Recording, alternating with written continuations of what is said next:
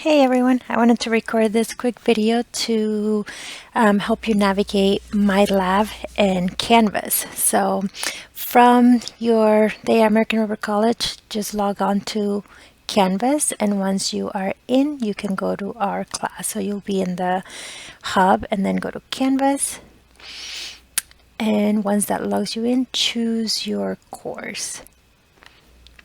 So this is what my Canvas looks like as a student. And so I have that view versus the list view. If you have the list view, everything just kind of looks a little convoluted, right? It tells you because it goes by date. And so what you have on that particular date. So it might be helpful because it helps you kind of see what's happening in your classes on that day. But sometimes that can seem a little overwhelming. So I'll go here and go to card view so I can just see the classes. So choose your class, elementary statistics, and then we are going to make sure that you look at the announcements. So if you have missed any of my emails, go to announcements and just see I've sent 2 emails so far. So check those. The Let's Talk About Quizzes is kind of an important one. There's a video that guides you on what you should be doing as you take quizzes. All right, but we're here to talk about MyLab and Mastering. So click on the MyLab and Mastering icon there and then go to Open MyLab and Mastering. Now if it's your first time using it, you're going to come to a license agreement and you're going to want to create an account, or if you already have an account, then you will just log in. So right now I'm just going to click accept. So this is what you would do, and then it'll bring you to a page where you either have to make sure that you allow pop-ups, and if you already have an account, then log in. If you don't have an account, because this might be your first time using Pearson products, then go to create an account. And then once you create an account, I'm not going to go through the process, but you would create an account, and then it's going to ask you to enter an access code or to pay for the access to the service. There's also going to be an option to do a free trial. So if you don't have the means at the moment to pay for the access code, then you can do the free trial. All right, but once you're in, then this is what your home page looks like. I have it set for calendar view, so I see for the 2 weeks, the current week and then the following week. And so as you can see, you have some assignments in there. It tells you what homeworks you have due. Because our first exam is the following Monday, the 30th, I have some of the homework sections that you'll be working on this Monday and this Tuesday. I have that homework due that Friday, just so that then you can use the weekend to study for the test. And so then you will see the homework, and so whatever homework you want to work on. So if you're already in chapter finishing this week and you're in section 2.3 or section 3.1, then you can go to that section and you can see how many questions it has. There's a little video in addition to the videos that I provide. This is more just from the author.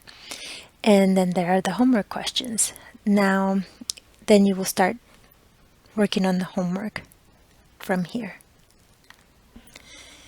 From the left menu, you can also access StatCrunch. There's a video on how to use StatCrunch and how to join our group, so make sure that you take a look at that. And then there's also the eText. So let's go to the ebook. So you don't have to buy the physical copy of the textbook if you don't mind using the eText. So when you go to click on the ebook, it brings up the textbook.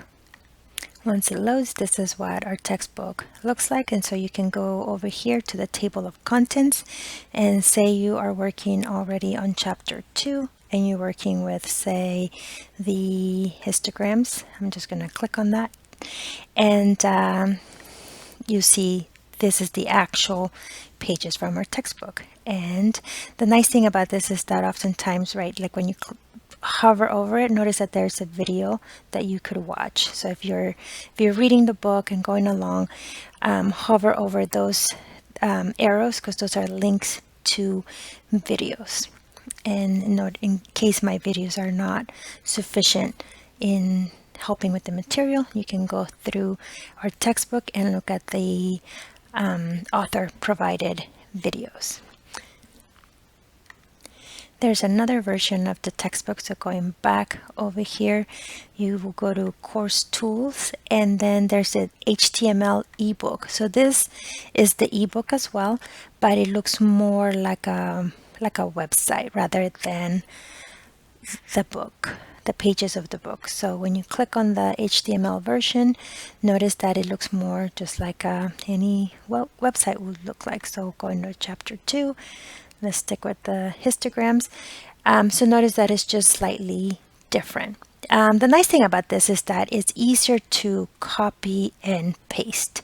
So if you're taking notes right in your Google document, and you can copy something from here and then paste it in. So that's the nice thing about the HTML version of the textbook. The only problem is that we don't have the nice links and icons that we can just hover over and click for an instructional video. So, but you have those two versions. This one's probably easier to print as well. If you wanted to print certain pages of the textbook, it's more printer friendly than the standard ebook.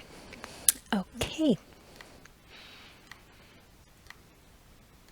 Now quickly going back to Canvas, I just want to make sure again to remind you that everything lives in modules. The to-do is helpful to see what maybe you're missing, but these things may not be in order. So always go to modules, and everything is organized in here by modules by the week. And so we have week 1, and I already published week 2, and now normally these will be the way that by the end of the week, I will move week 2 up to the top. So the week that you're working on will always be at the top. But yeah, so go through, and for week 2, I arranged things a little bit differently. You have your quiz first, and then you have your section and the corresponding homework for that section.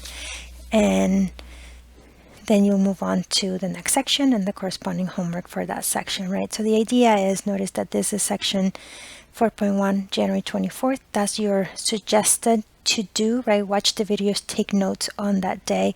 The homework is not due until January 31st because this section is not going to be included in the exam.